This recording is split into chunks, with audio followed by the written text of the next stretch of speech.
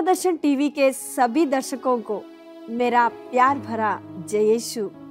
क्रूस के रास्ता से जब हम आगे बढ़ते हैं, हम जरा 8वें स्थान पर हम रुक जाए उन यरूशलेम की स्त्रियों के साथ,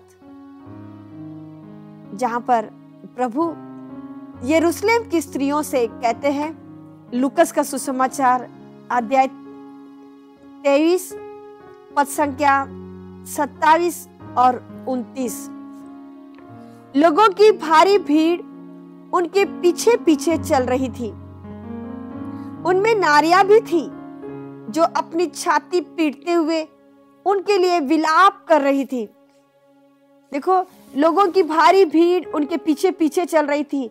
जैसे ही हम पिलातुस के भवन से कलवरी पहाड़ की ओर की यात्रा जब यीशु के कंधे पर क्रूस लादा जाने से शुरू हुआ, यीशु के साथ साथ यीशु के पीछे पीछे भारी भीड़ चल रही है।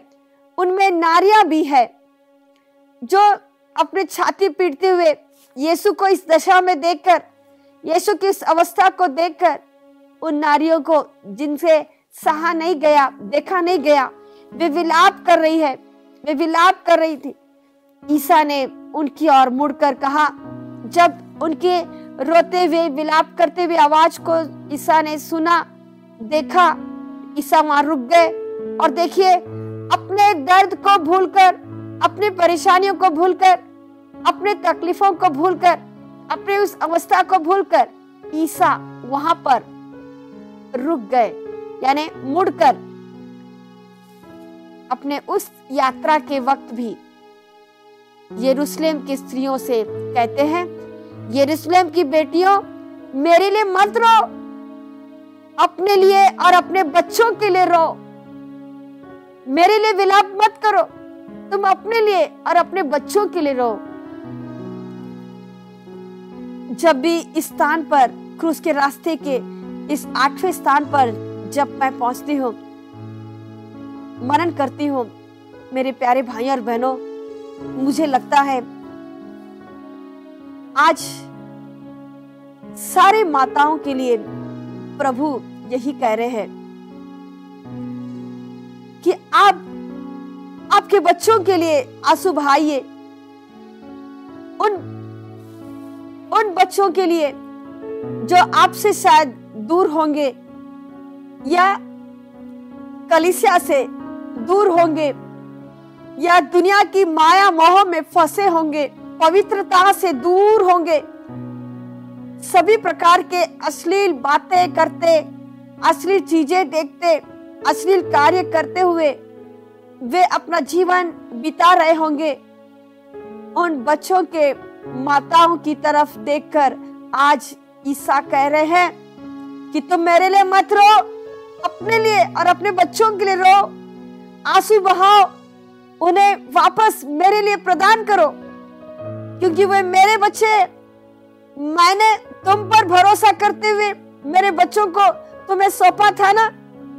विवाह संस्कार के द्वारा मैंने तुम्हें फलने फूलने की जो जिम्मेदारी दी है, मेरे सृष्टि कर्म में भाग लेने की जो जिम्मेदारी तुम्हें सौंपी गई है, विवाह संस्कार के द्वारा कलीसिया विवाहित दंपतियों को अपने सृष्टि कर्म के भागीदारी बनाती है कि वे फले फूले बच्चों को जन्म दे। और क्या वे बच्चे प्रभु के बच्चे, पिता परमेश्वर के बच्चे, प्रभु अपने बच्चों को वे विश्वास के साथ, भरोसे के साथ दंपतियों को, विवाह संस्कार स्वीकार किए दंपतियों को संभालने के लिए देते हैं। अब उनकी जिम्मेदारी है कि जब भी प्रभु बच्चों को वापस लेना चाहे, प्रभु ले सकते हैं। मैं यहाँ पर मैं जरा सरलता से समझने के लिए, मनन करने के लिए मैं चाहूंगी। जब हम बैंक में पैसा जमा करते हैं, तब हम चाहे कितना भी पैसा जमा करें, चाहे हम फिक्स डिपॉजिट में भी क्यों ना पैसा डालें, जब भी हमें पैसा की जरूरत है, हम बैंक गए तो क्या बैंक वाला पैसा नहीं देगा? वो जरूर देगा, उसे देना पड़ेगा। वो फिक्स डिपॉजिट में डाले हैं, वो अभी नहीं दे सकता, ऐसा कुछ कहेगा? या फिर पैसा तुमने कल ही लिया था, अभी नहीं दे सकता, ऐसा कुछ कहेगा? नहीं। बैंक वाला जब भी हमने पैसा डाला, जब भी हमें पैसे की जरूरत पड़ी, हम बैंक गए तो हम पैसा निकाल सकते हैं। क्यों? क्योंकि वो पैसा हमारा है। हम संभालने के लिए, सुरक्षा के लिए बैंक में पैसा डालते हैं। मैं तो समझूंगी कुछ इसी प्रकार प्रभु अपने बच्चों को संभालने के लिए, पृथ्वी पर जीने देने के लिए, संभालने के लिए विवाह संस्कार स्वीकार किए दंपतियों के लिए प्रदान करते हैं। अब उनकी जिम्मेदारी है कि वे प्रभु के संतान को उसी तरह संभाले, आगे बढ़ाए, मानो वो उनकी अमानत नहीं, ईश्वर की अमानत है। जब भी ईश्वर चाहेंगे, जब भी ईश्वर को जरूरत लगा, वे आपसे बच्चे की मांग करेंगे तो आपको लौटाना होगा, आपको लौटाना होगा। तो क्या, कैसे लौटाए? वैसे ही ना जैसे प्रभु ने आपको सौंपा था। मेरे प्यारे भाई और बहनों, इन बातों पर जोर देते हुए, इन बातों को याद करते हुए, आज भी प्रभु आश्वासन देते हुए, आज भी प्रभु माताओं से कह रहे हैं कि तुम रो, अपने बच्चों के लिए रो, सन मोनिका की तरह आंसू बहाओ, ताकि एक दिन आपके बच्चे मेरे बच्चों के लायक वापस बन जाए और प्रभु के संतान का पहचान दे सके। हाँ मेरे प्यारे भाई और बहनों, सन मोनिका का बेटा संत अगस्टिन, हमने देखा, हम जानते हैं कैसा था उसका बेटा। संत मोनिका कितना उदास होती है, कितने सालों तक आंसू बहाती रही, कितने सालों तक आंसू बहाती रही, ताकि वह संत अगस्टिन को जीते, प्रभु के लिए जीते, उसे वापस प्रभु के लिए लाए, उसे पवित्र रखे, उसे संभाले। क्या एक दिन अगस्टिन ने अपनी मां के आंसू को पोंछा नहीं? क्या संत मोनिका के आंसू एक दिन रंग लाया नहीं, मतलब दिया नहीं? देखिए ना, उसका बेटा अगस्टिन कितना महान बना। वो बदला तो ऐसे बदला, वो पुरोहित बना, बिशप बना,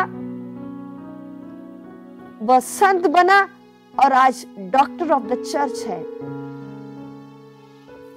हाँ मेरे प्यारे भाई और बहनों, जब हम इस स्थान पर मनन कर रहे हैं, हम एक साथ अपने बच्चों के लिए प्रार्थना करें, अपने बच्चों को आशीष दे, दिल से आशीष दे, बच्चों को पूरी स्वतंत्रता दे, साथ ही साथ अनुशासन के साथ उन्हें पाले, उन्हें बड़ा करे और उन्हें प्रभु के लिए जीते।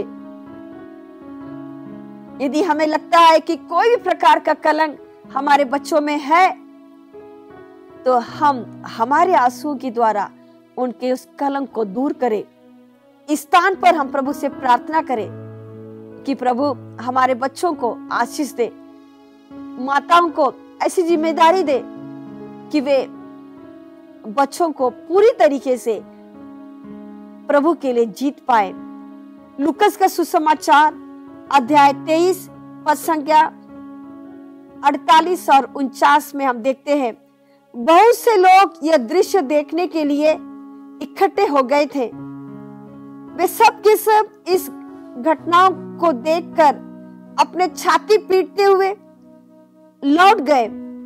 उनके सब परिचित और गलीलिया से उनके साथ आई हुई नारियां कुछ दूरी पर से यह सब देख रही थी। देखिए, कुछ नारियों को तो इतना भी साहस नहीं हुआ कि वो पास में आकर देखे। वे दूर ही दूर वे प्रभु को देखते हुए छाती पीटते पीटते वे वापस चले गए। ऐसी अवस्था थी प्रभु की। यहाँ पर मैं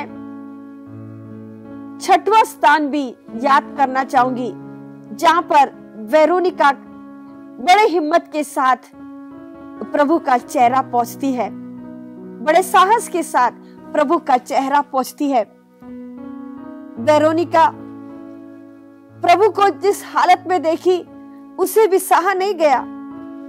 वो बड़े हिम्मत से, बड़े साहस से, इतने भीड़ की परवाह नहीं करते हुए, इतनी क्रूरता के साथ ईसा को ले चलने वाले, मारने वाले, पीटने वाले शिष्यों के बीच से वह आगे आती है और यीशु को पानी पिलाने लगती है, जहां पर सिपाहीगण उसे तो करने नहीं दिए।